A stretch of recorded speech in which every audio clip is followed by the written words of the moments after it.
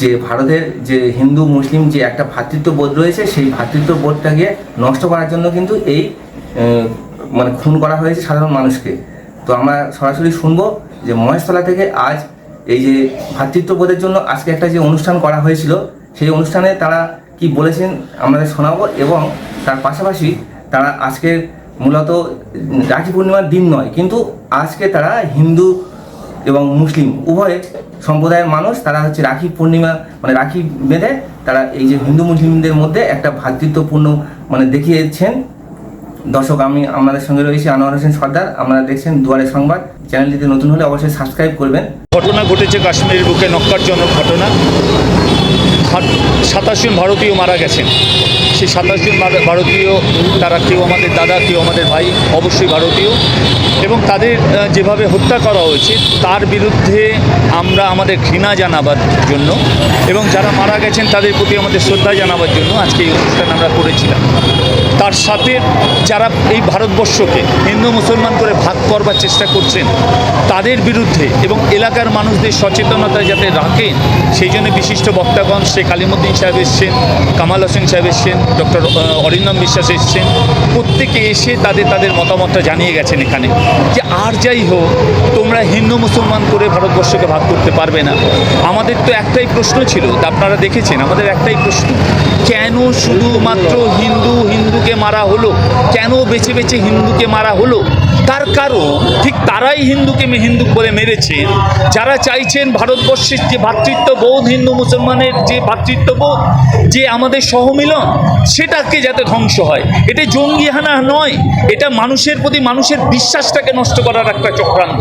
আর আমরা কিছু রাজনৈতিক দল ঠিক ওই ফাঁদে পা দিয়ে আমরা আমাদের গরম এই রুটি শেখবার জন্য একই কাজ করে যাচ্ছি।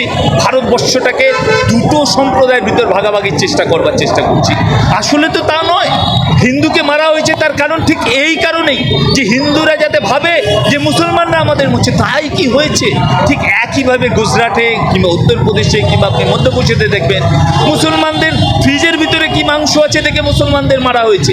একইভাবে সেখানে কিন্তু কলমা পড়তে বলা হয়নি কিংবা আমাদের বেদ থেকে কোনো বাক্য বলতে বলা হয়নি বটে, তাদেরও পোশাক খুলে পড়তে বলা হয়নি বটে, কিন্তু তাদেরও নাম ধরে ধরে পিটিয়ে হত্যা করা হয়েছে। সুতরাং যারা ধর্ম নিয়ে খেলা করে, যারা ধর্মকে ব্যবহার করতে চাইছে রাজনৈতিকভাবে, ঠিক তারাই কখনো মুসলমানদের হত্যা করছে, কখনো হিন্দুদের হত্যা করছে। সাধারণ ভারতবাসীকে রাজনৈতিক নেতাদের এই প্ররোচনায় যাতে পা না দেয়, ঠিক সেই জন্য সচেতনতা বৃদ্ধি করার জন্য আজকে মহেশতলা ম্যারাথনের পক্ষ থেকে আমরা এই প্রোগ্রাম করেছি। আপনারা দেখেছেন প্রচুর মুসলিম মহিলারা এসছেন, হিন্দু মহিলারা তো আছেন, আমার মুসলিম দাদা ভাই বন্ধু বান্ধব সবাই এসছেন, আমরা এক আছি। হ্যাঁ, ঠিক কথা, আমরা রাখি। তার কারণ আমাদের মুসলিম বোনেরা, তারা অনেকেই দেখবেন মুসলিম বোনেরা রাখি পরাতে চান না, তারাও বললাম আমরা রাখি পরাবো হিন্দু ভাইদের হাতে। তার কারণ আমার ভাই, আমার দাদা, আমরা একই সঙ্গে বসবাস করি এখানে। হিন্দু বোনেরা আমাদের মুসলিম ভাইদের হাতে রাখি পরে একই কথা বললো যে তোমরা আমার ভাই, আমার দাদা, আমরা সব একই সমাজের মানুষ। এই থেকে প্রমাণ করার জন্যই আজকে রাখি বন্ধনে তারা ভ্রাতৃত্ব বন্ধনে তারা বেঁধে নিল একে অপরকে। আমার নাম সোমনাথ সিংহ। আজকে মহেশতলা এখানে হিন্দু মুসলিম ঐক্যবদ্ধ একটা জোট, তার পক্ষ থেকে সদ্য ঘটে যাওয়া কাশ্মীরে যে নৃশংস বর্বরোচিত জঙ্গি হামলা হয়েছে, আমার প্রিয় দেশবাসী 26 জন ভাইকে শহীদ করেছে, তাদের প্রতি শ্রদ্ধা জ্ঞাপন এবং এই জঙ্গিপনার বিরুদ্ধে তাদের সমুচিত শাস্তির দাবিতে আমরা আজকে হিন্দু মুসলিম জাতি ধর্ম নির্বিশেষে এখানে উপস্থিত হয়েছিলাম। শুধু এই জন্যই যে আমরা দেখাতে চাই যে জঙ্গিরা যা করেছে তারা ধর্ম জেনে হত্যা করেছে কি না করেছে এটা বড় কথা নয়। আমরা ভারতবাসী, আমরা ঐক্যবদ্ধ আছি। আমরা হিন্দু মুসলিম আগেও ঐক্যবদ্ধ ছিলাম, আজও আছি। ভারতবর্ষ তথা বাংলাকে এভাবে বিভাজিত করা যাবে না।